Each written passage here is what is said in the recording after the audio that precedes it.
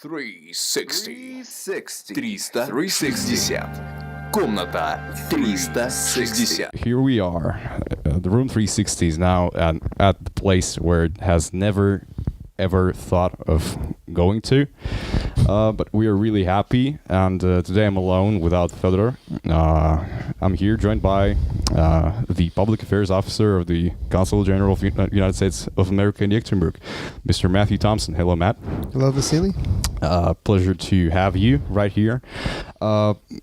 You've been on a vacation a couple weeks ago, right? Yes. And there's been a lot of stuff going on right now in Yekaterinburg. I took some leave because I needed a break from the long, cold Euro winter. How long have you not been taking a break? I arrived here in September and I've been working pretty much nonstop until April.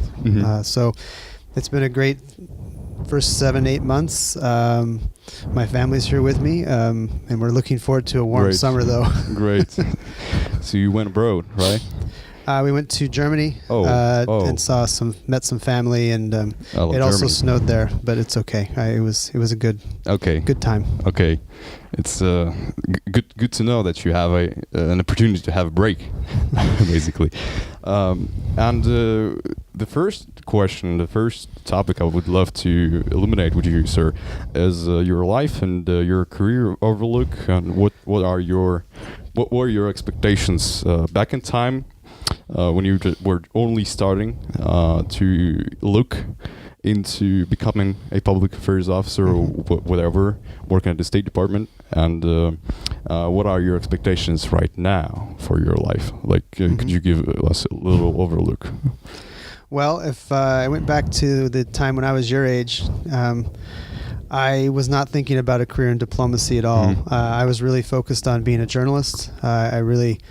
At first, I wanted to be on television and do sports broadcasting. Became disillusioned with that when I realized that stories only last about 2 or 3 minutes. You can't really get in depth. So I went to print journalism to work for a newspaper. I graduated in journalism in... what university? University of Montana. Montana, okay. It has a really good, small but really good journalism school. I got hired right out of university, which is unusual now these days to get a job right out, but I kind of fell into it. And I worked at a newspaper that now doesn't exist, which gives you a clue of what the print industry is going through around the world as well as in the United States. So I worked for a small paper called the King County Journal. It was a suburban paper in Seattle, and I really, really loved it. Adored the job. I'm still jealous of some of my friends who still work in the industry. But I heard a calling to do something else. I really wanted to live abroad. And so I joined the Peace Corps. I don't know if you know that organization, but it's a volunteer organization that's funded by government money, but it's a non-government entity. NGO, yeah. Right. Yeah. And I went to Bulgaria and lived there for 2 years in a small village. I taught English. Already having a family, right? What's that? Already having a family with you, right? No, I was single. Okay. No, I was I think 26 or 27 at the time. I must have been a little bit younger. And it was quite the experience. It was a life-changing experience because I really had never been truly abroad, other than Canada. So this transformed my perspective on just how the world works, about my place in it. And I came back and I knew I wanted to work in the international field. I didn't know exactly where.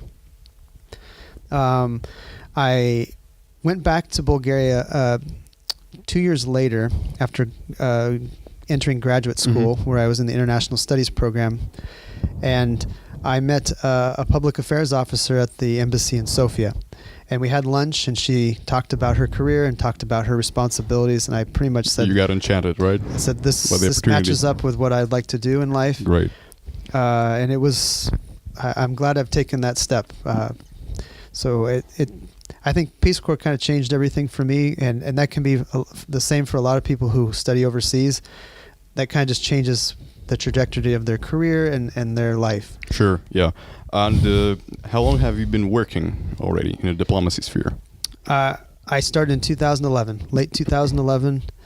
The process to get into the State Department was about a 2-year process, but I've since then, 2011, so about almost 8 or 9 years. So you took like an internship, well, almost internship, or already a job?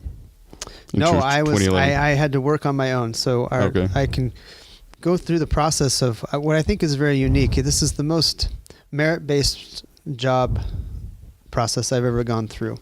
As you know, most jobs, you submit an application. Maybe you have a good rapport with the manager. Maybe you know somebody in that company. Maybe someone you know knows somebody there. Yeah. And you get a reputation, and that's how you get the job. It's that. Our system to join the State Department is far from that.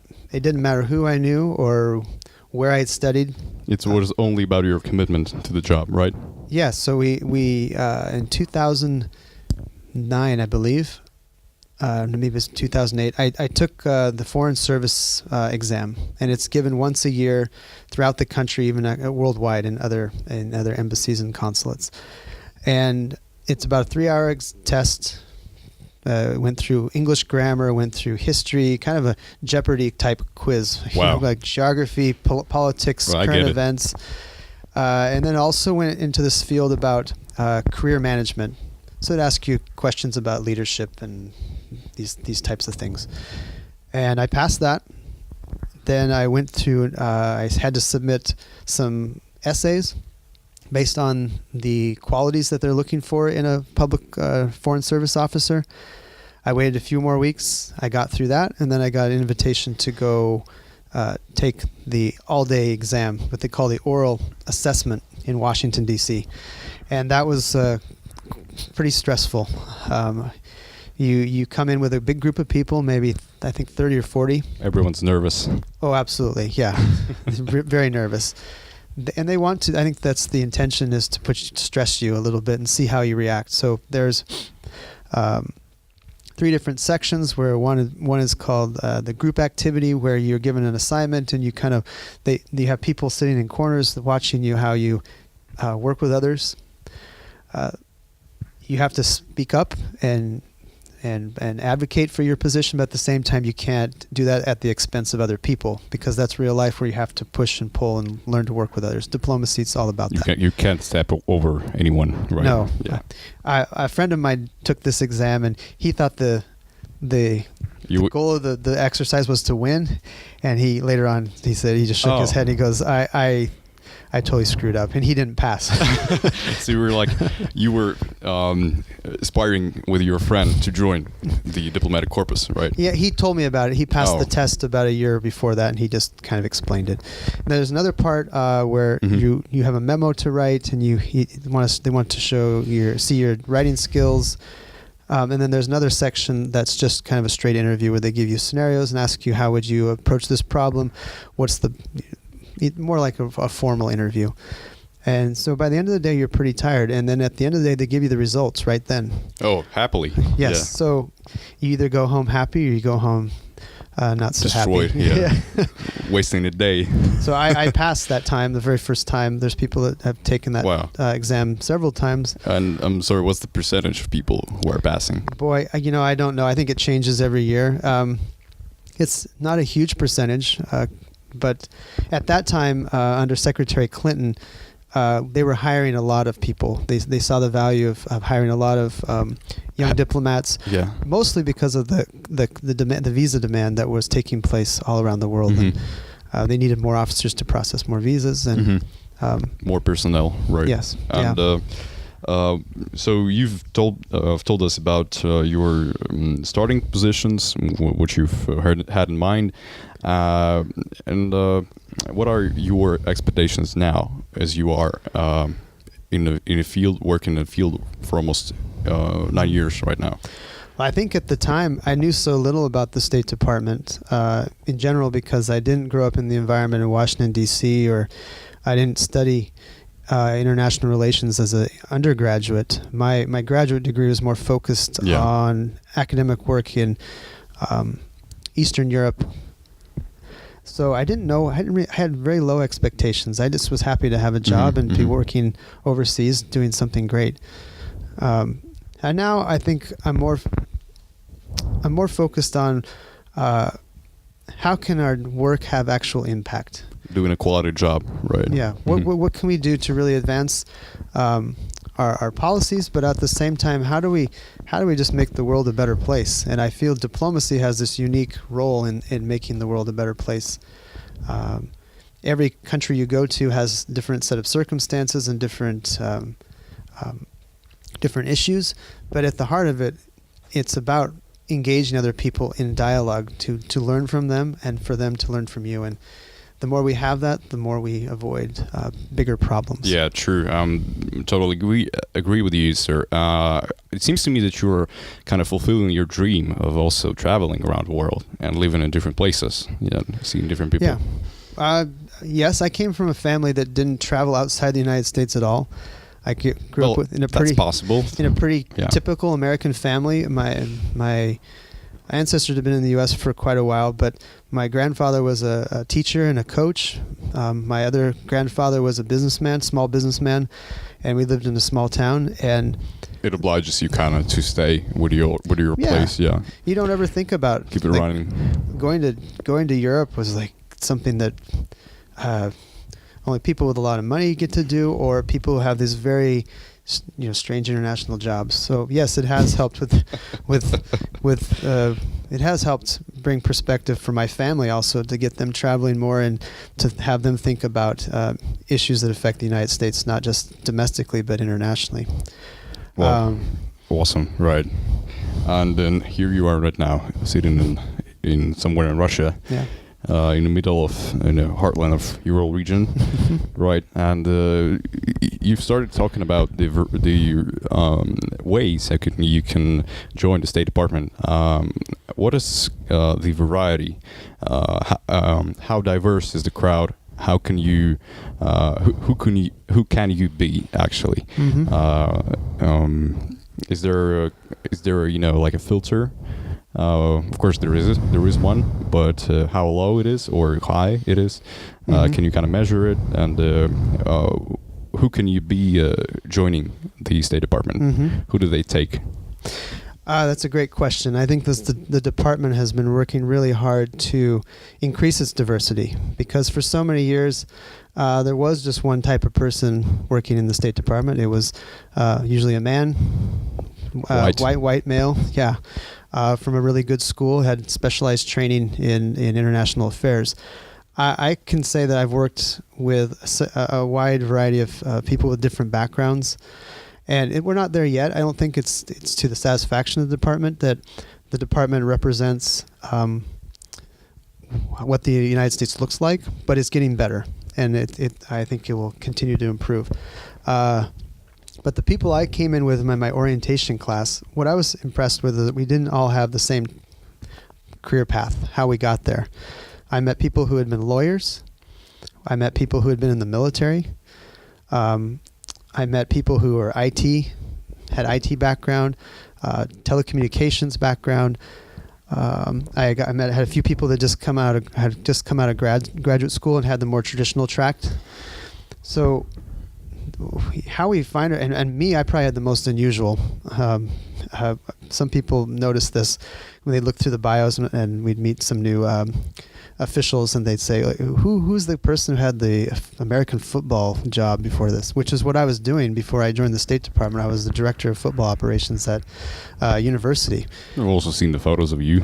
Yes. Yeah, in a uniform. So that you wouldn't think that fits into diplomacy, but actually I learned several skills from that job that were very useful in diplomacy, because at that job I was, 1 minute I was talking to 18 and 19-year-old men, athletes, and then the next minute I was talking to administrators in their 60s, and then the next minute I was talking to academic coordinators, and then the next minute I was talking to coaches. And plus, you were also coordinating something, at the same time. So, but those took different communication skills between all those different groups. Even though we were all in the same department, they understand information or talk about different information much differently than. So you can kind of conclude that if you have like good communication skills, that you can deal with certain groups of people of age groups. I mean, you can quite easily enter the State Department system, especially the diplomacy sector. It's one main skill. It's not one. I think they have, if I'm remembering right, 13 dimensions or 13 qualities. It's soft skills as well in it, like yes, leadership. Problem-solving skills, analytical skills, quantitative analysis, all sorts of things. Yeah. But you're right. Communication and knowing how to deliver a message to the right audience, that's key to diplomacy. You have to know who you're talking to all the time. Well, let's see right now how you deliver it as we're in the course of our recording. Right. And also, can you enter it not being a naturalized citizen of the United States, not being born in the United States? I believe you can. Yes. And it's quite a process actually to acquire the citizenship. But is there like limits for you for a naturalized citizen in the State Department? For like, the president cannot. I don't think so. No, it's nothing like the president has in the Constitution. Kind of stuff. In fact, I worked with a woman in one of my first post in Mexico. She was born in Bulgaria and was a Bulgarian citizen, and she naturalized and became an American citizen. She served in the Marines, and then she became a Foreign Service officer. So I haven't looked into all the rules, but I assume that's anybody can. It's also about the diversity, you know. Yeah, I've seen a photo recently posted on I forgot where, but some American media. They posted a comparison photo of the painting where they signed the Declaration of Independence, and their ancestors and the descendants, where you have all white men like sitting and being ancestors, and there's a lot of women from different ethnic groups, from different nationalities, men, women, whatever, being descendants. It's quite a look, you know. I've even posted on my Instagram stories and said like changes, like look at that. There were comparison. So that's definitely quite an interesting thing which you're going through right now, the process, and I hope the quality of personnel as well is going to be even more certain in terms when Absolutely. You have like problems with decision making or something.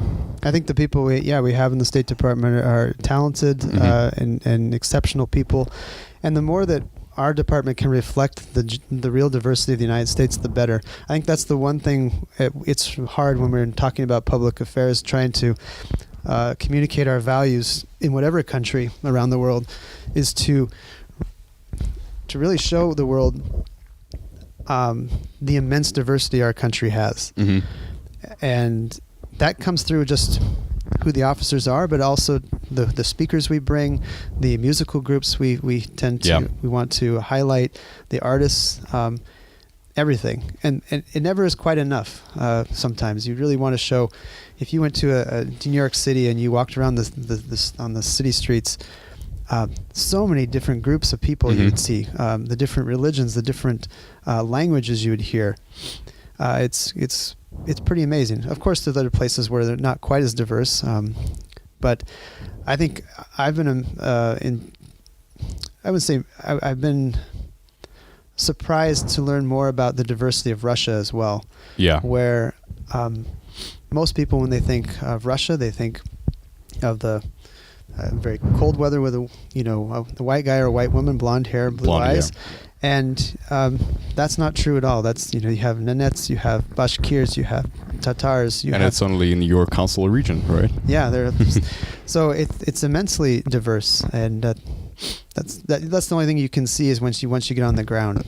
Yeah, and to compare it somehow with the Russian diplomatic service, in our corpus you have you really have to go through an internship program in the MFA.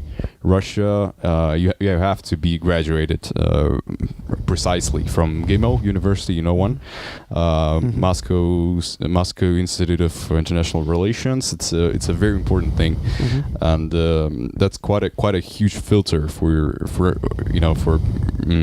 usual people from ordinary people from regions. Sometimes people cannot even afford it. They graduate in regions and provinces, and then they go to the internship, and I know the guy who took one, and he said that there was a huge kind of a discrimination proving process for people who haven't graduated in GIMO, and he was actually from Omsk. You probably know him, but I will tell you later who he is. And then that's a problem actually we have. I would love to state that fact. And well, what you're doing here is public diplomacy, right? Yes. You can confirm that, right? Yes. And can we call the U.S. a place where it all began? Who is the initiator? What did they teach you, like in the U.S. State Department? We have a few courses in specialized training for public diplomacy.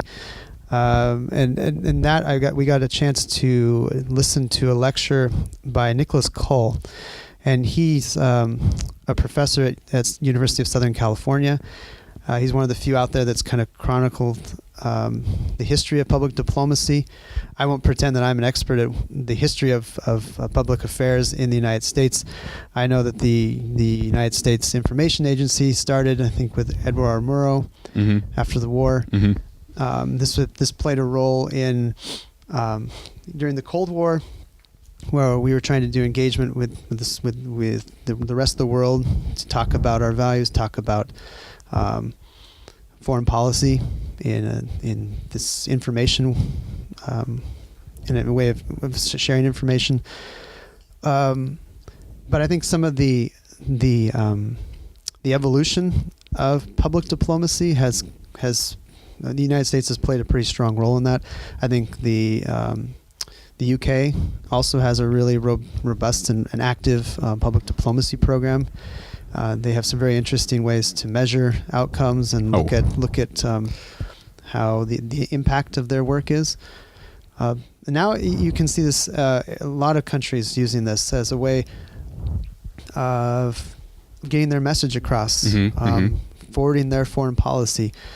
And everybody does it to a different degree. I remember in Latvia, the Swedes had a particularly good Facebook page that they used really well, and I thought they had this big staff, and it was just one or two people.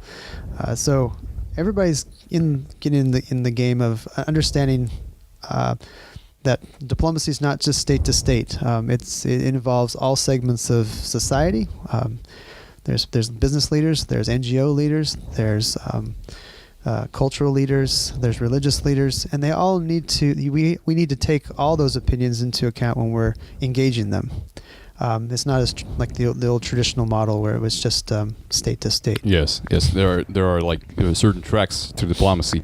First one is the upper level, like state to state. The second one is public diplomacy, when you have meetings, conferences with the engagement of people who are whether been politicians or now diplomats or something involved in the process of making decisions. And you mentioned certain ways of measuring the public diplomacy. It seems like it's unmeasurable, but how can you put it into stats? How can you show you're doing a great job? That's the $1 million question. Oh my God! How do you measure these things? How do you measure the impact of a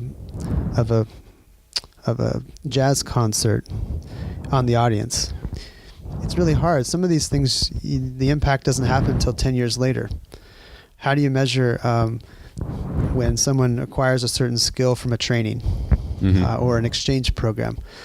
we're asking ourselves these questions. I ask myself these questions all the time, and it's really hard. I don't think it's unmeasurable. I think you can measure, public opinion. You can measure maybe actions taken by individuals. You can certainly do outputs. How many people you participate in your programs, or how many people come to your events.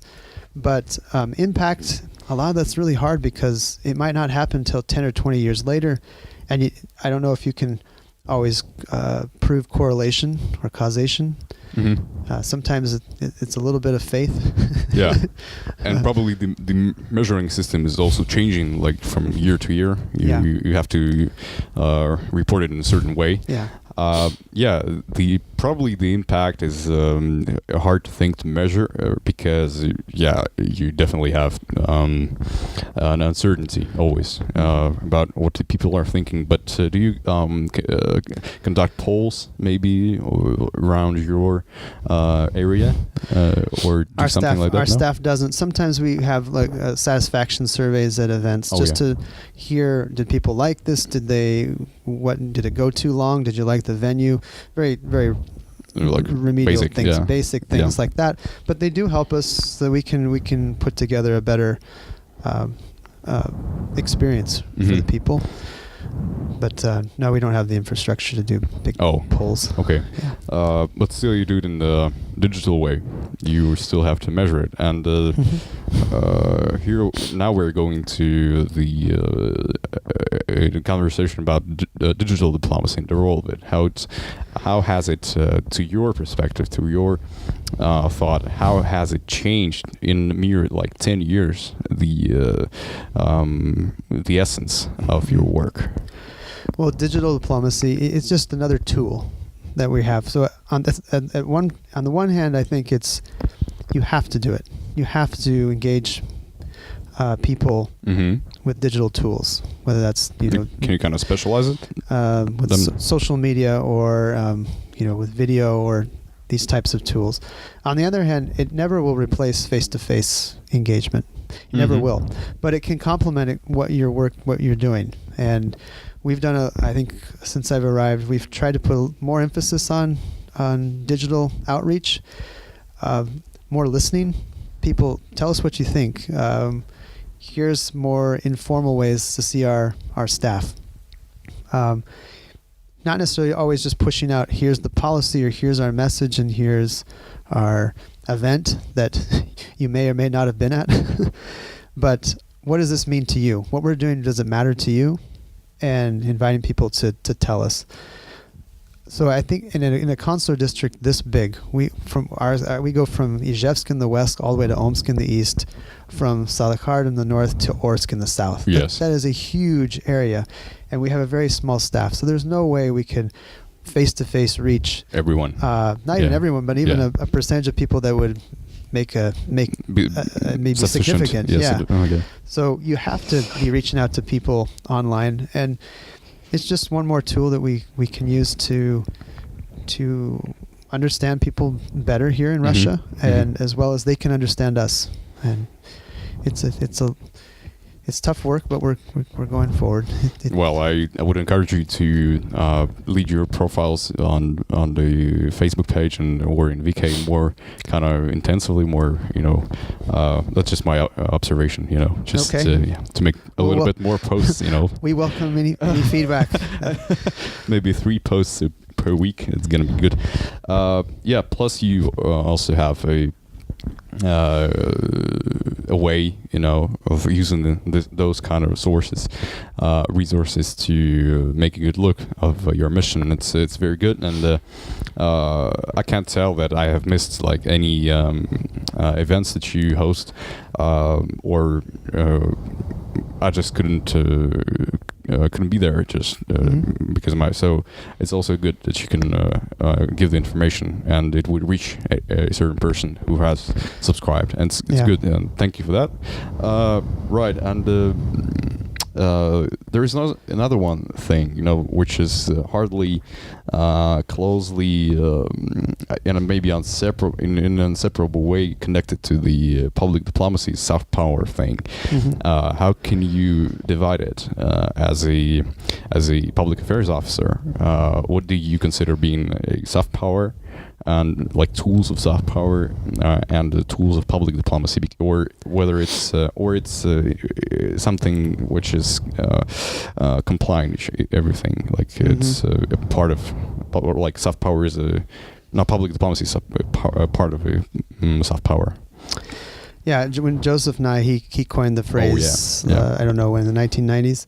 Yeah, in 90s, I think he was articulating something that was going on as the world became democratized. Yeah, and globalized. That you couldn't just use certain tools that you have in your diplomatic box to get outcomes.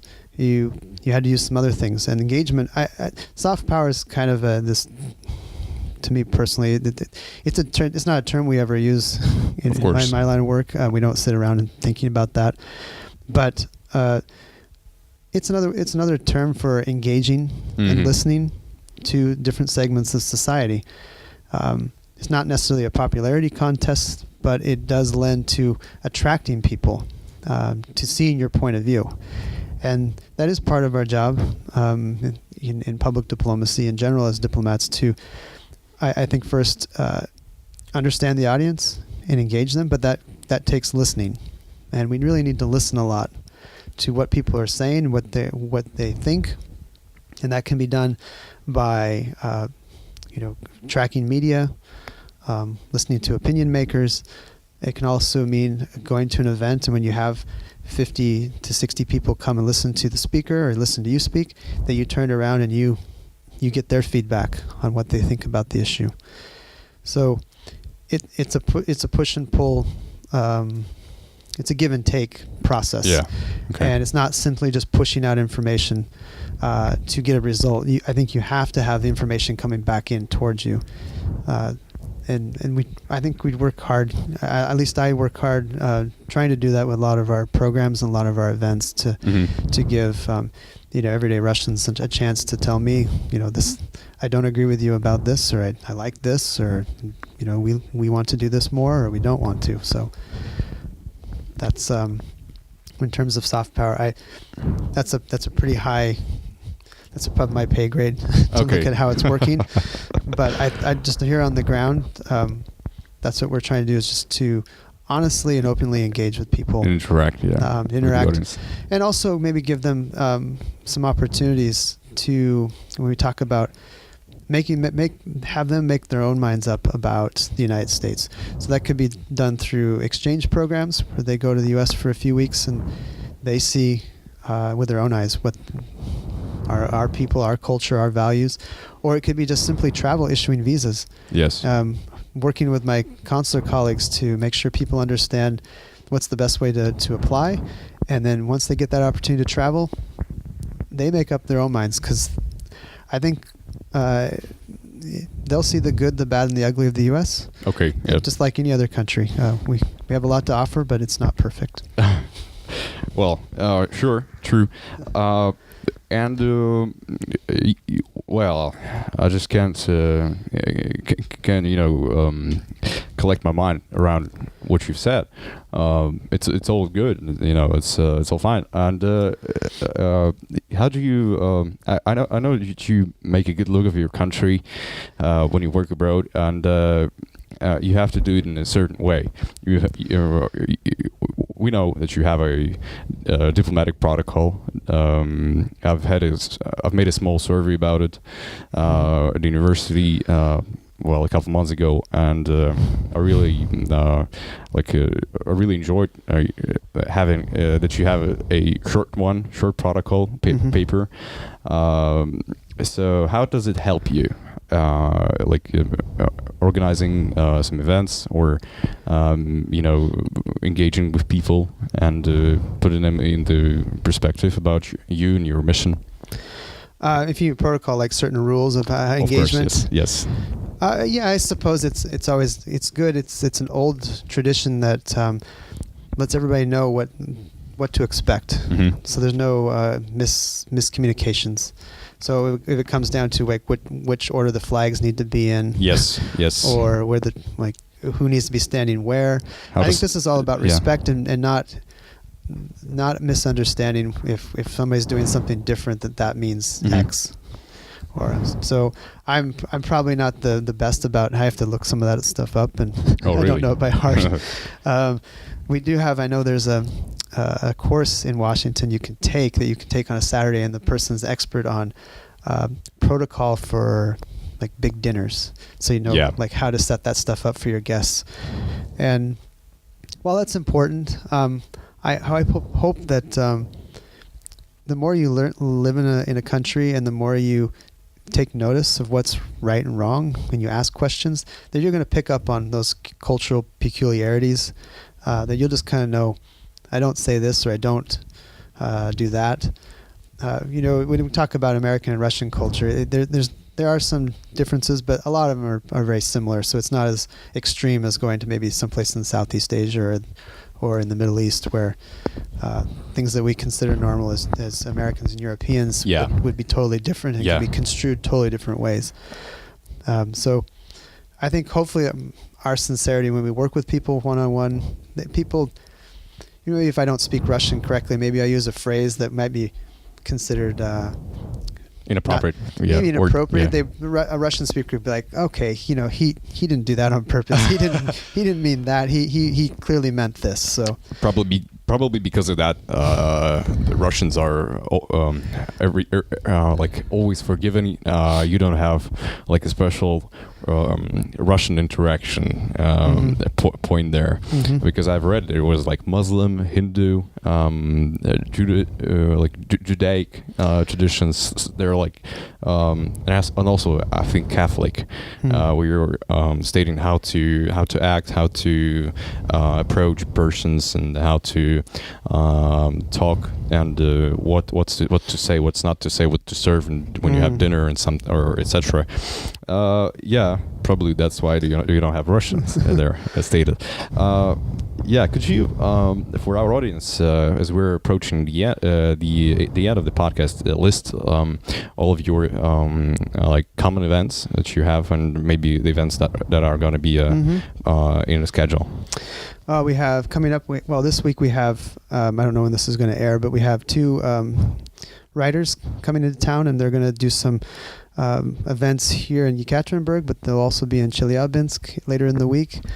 I think our biggest one coming up is a Grammy-winning Latino rock jazz band from Austin, Texas, called Grupo Fantasma, and they're going to perform at Ural Music Nights, as well as in Tyumen and Tobolsk.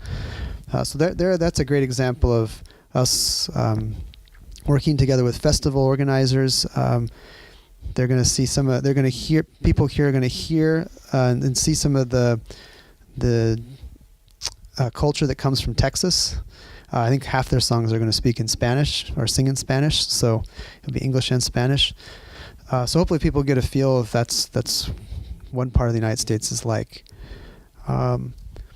And then what else do we have? And then we have also probably our biggest event coming up.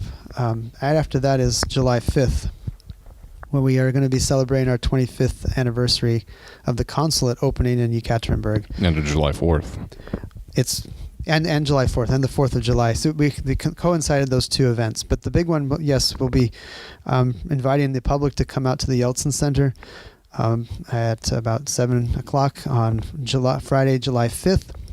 We're really hoping for great weather.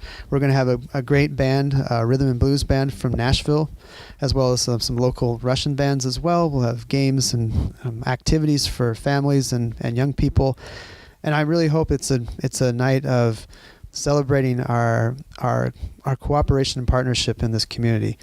I think that's a big anniversary, right? Yeah. Yeah, 25 years. We were the first, as far as I know, we were the first diplomatic mission to open in Yekaterinburg back in 1994. And I got to see, it was really, really nice. A few weeks ago, we had a party for our staff internally. And they dug up some old video from the staff back in the early 90s. celebrating the 4th of July, and you could just tell there was this special connection between the staff, the American staff, and the Russian staff. The ones that started, they were like a family, because it was the very first group. And could you say the same about today? Today? Oh yeah, we have a great staff. Happily. yeah, absolutely.